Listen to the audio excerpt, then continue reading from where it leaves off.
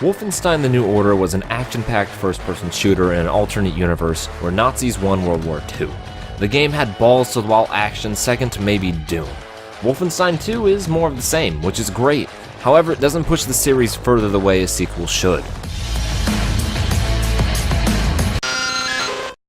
You take the reins of BJ Blazkowicz one more time. The Nazi-killing badass has seen some better days, what with taking a grenade to the chest and everything, but there are plenty more battles to fight for his resistance and plenty more Nazis to kill. And this time, BJ and his group are planning to liberate the good old US of A. Since this is an action game first, I'm just gonna jump straight into the gameplay. It's a fucking blast. Gunplay is fast once BJ gets out of his wheelchair, levels are designed to keep you on your toes and sprinting from cover to cover. The Nazis will do all they can to put pressure on you by sending their armored units straight while the weaker ones try to flank you. Sure, you can hole up behind cover and guard a choke point while the Nazis run towards you asking for bullets like Oliver Twist, but what fun is that? Yeah, the AI isn't the greatest, but it works in the game's favor, because if they were any smarter, that would ruin the power fantasy Wolfenstein has going for it. And that's exactly what Wolfenstein is, a power fantasy. You can't play this game like Doom though. BJ can't take too many bullets without keeling over, and this keeps the gunplay fast, yet still a little tactical. Wolfenstein 2 doesn't have that many weapons, but it more than makes up for it thanks to dual wielding. At least I'd like to say that, but pairing the assault rifle with the automatic shotgun makes every other combination useless. Seriously, even the armored guys will flinch and get torn to shreds up close in a matter of seconds. While we're on the topic, the armored guys also drop heavy weapons that are also really good, assuming they're not the shitty laser cannons. They'll slow your movement down, so it's a bit of a double-edged sword, but at the very least it's an effective way to mow down Nazis while you gather some more shotgun and assault rifle ammo. If you rinse and repeat with that strategy, it'll carry you most of mid to late game. You also have to deal with Nazi commanders throughout Wolfenstein 2. If you get spotted, they'll be the ones coordinating the attacks against you. Taking them out makes firefights significantly easier, and I was surprised how well it complements the gameplay. Having a target or two actually helps flesh out the battles because it gives you just enough motivation to press forward through waves of Nazis and kill the commander who's just hanging back. Sure, you have the AAA game staple of going stealthy or guns blazing, but once shit hits the fan, the risk-reward system sticks around. You have the option to hunker down and fight waves of enemies in a location you're comfortable with, or charge forward into an uncertain area to find the commander with the risk of getting flanked and swarmed much more easily. The controls are incredibly smooth, on the ground. Jumping, on the other hand, feels way too stiff.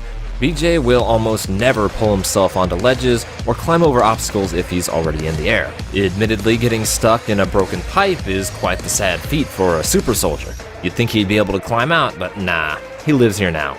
Remember everybody, your workout routine isn't complete without leg day.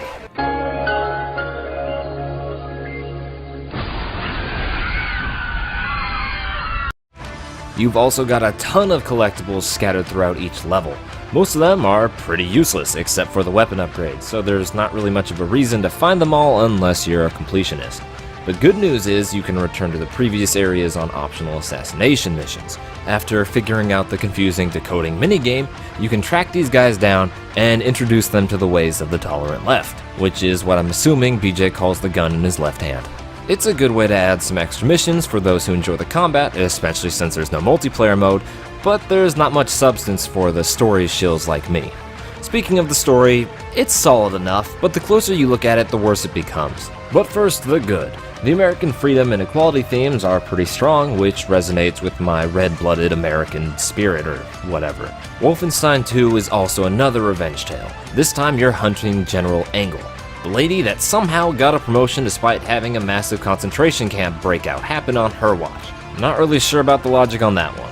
I'm not gonna sugarcoat it. Engel is a massive cunt, but a great villain, which makes pursuing her all the more gripping. Without spoiling too much, the ending is much better, considering how the main antagonist doesn't get the last laugh this time around. I've mentioned this before, but revenge tales are made and broken on the catharsis of killing the bastard you're chasing.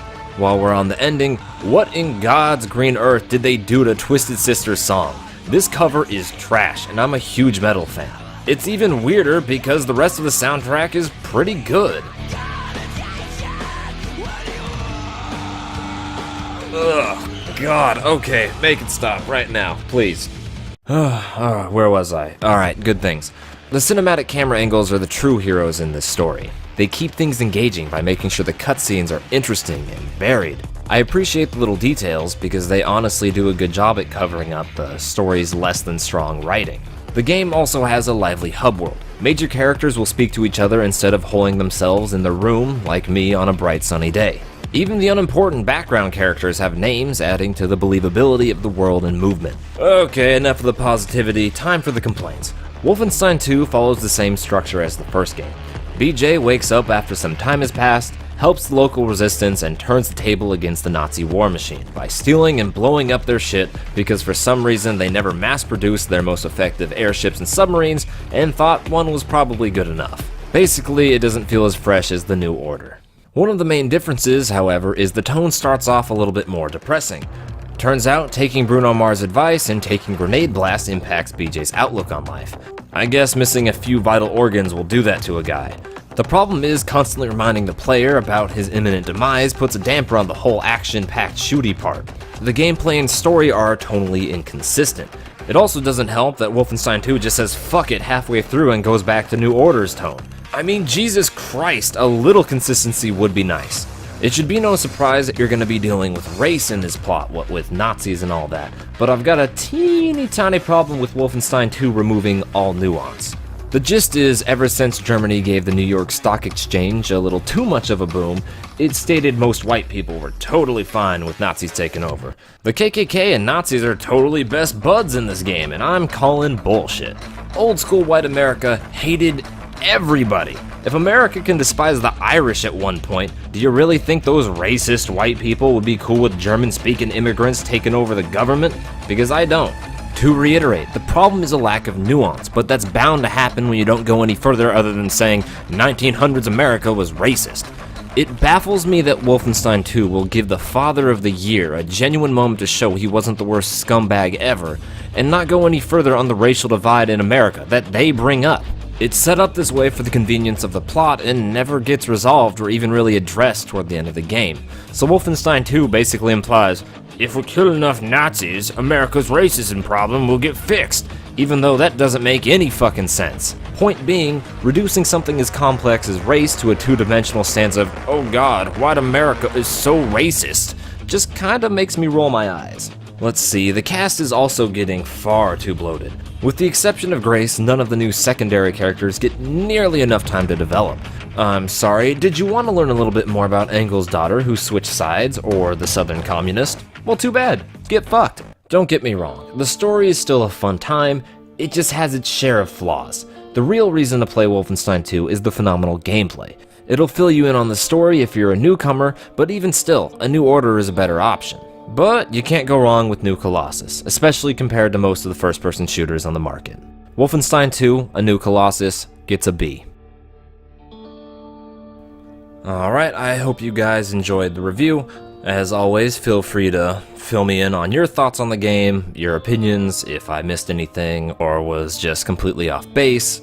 This is the last video that I had planned. Now I'm gonna go on a short hiatus. I have a stack of games to play. All of them are pretty long, but I will have videos for them shortly. I kind of tried a new system out of just binging a ton of games, coming up with some videos, and just having basically a month straight of audio recording and video editing. I kind of like that system better, to be honest, so I'm gonna stick with it a little longer. Anyway, I hope to see you guys on the next one. Later.